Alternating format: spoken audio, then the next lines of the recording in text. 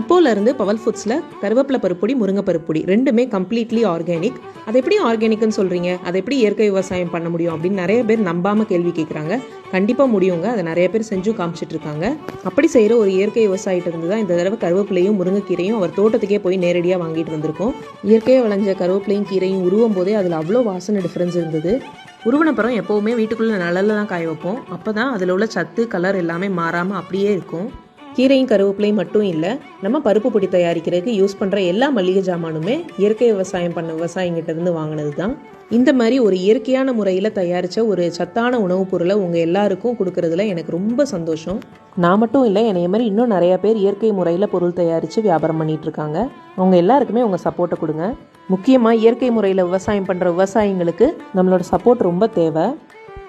எல்லா உட்பொருட்களையும் நல்லா வெயிலில் காய வச்சு வறுத்ததுக்கு அப்புறம் தான் அரைக்க கொடுப்போம்.